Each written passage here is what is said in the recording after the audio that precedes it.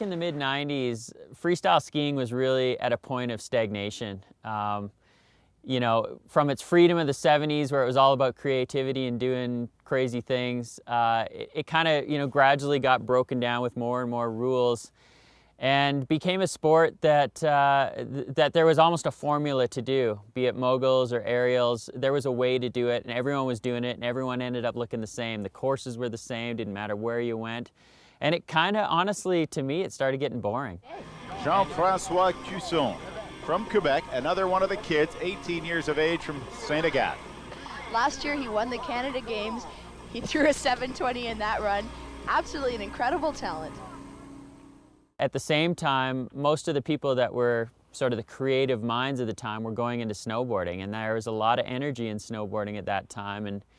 And it was, as a serious skier, it was a bit of a bummer.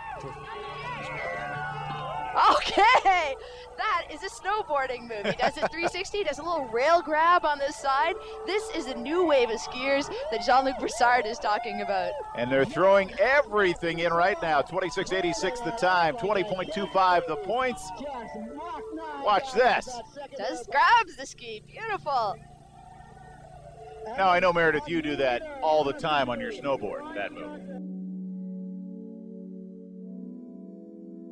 I was a mogul coach for the Canadian freestyle team, and on my team were Shane Zox, Vincent Dorian, JP Auclair, and JF Cusson. And we were all kind of like-minded people. We were all getting a little bit bored of sort of the status quo of mogul skiing, where it was almost becoming kind of robotic. And you know, we were kind of talking about what was going on in skiing and this rise of snowboarding and all these cool tricks they were doing. And we were like, you know what? For sure, we can do all that stuff on skis.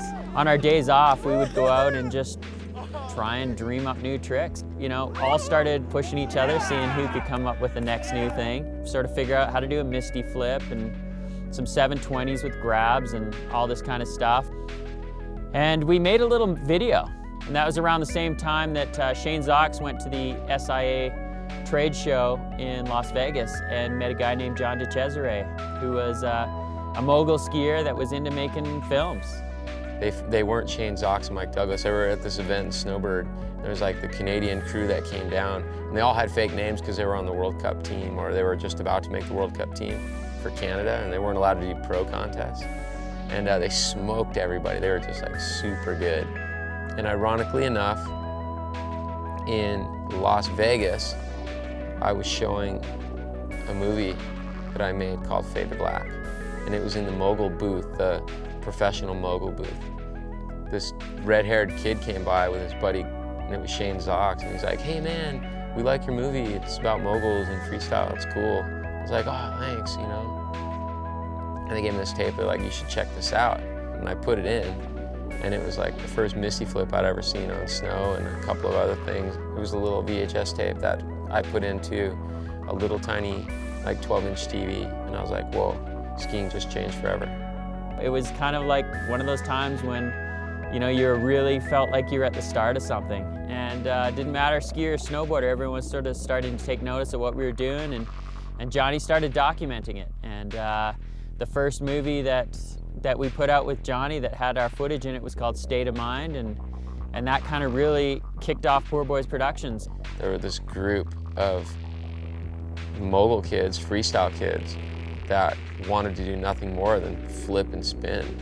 It was nothing that I had seen, and it didn't make sense to anyone else. Like, if they were to do something like that in a freestyle contest, they would get deductions. And what they were doing was totally free and different, and it was almost like against the rules. Right after the movie came out, we knew we were a part of a sport that was changing. The skis were changing, everything was changing. We knew we were going to go away from moguls and all that kind of stuff. Not that they weren't cool, it's just we wanted to do this. And they just kept pushing it and pushing it. It was game on. I mean, we were just learning tricks every week. New things were going down. Switch, straight, flipping, twisting, grabbing. It didn't matter. We were just trying everything we could think of. Every time we went anywhere, whether it be a contest or a film shoot, something new was going down in skiing. There was something new being created on every shoot. I mean, it was so young and so raw that every time we pulled the camera out or built a jump, something different was happening. It was like the new move or the coolest thing ever. It just happened, and it happened every week. Back in those days when we first started doing it, there weren't such things as terrain parks. They were called snowboard parks, and they were full of snowboarders, and in fact, at most of them, skiers weren't even allowed in. You know, it was tough. It was a challenge just, you know, in the beginning, just to be allowed into the pipe and not get kicked out. But we quickly realized that on a pair of skis and the way that you could stand, that it wasn't that hard to catch a lot of air in the half pipe.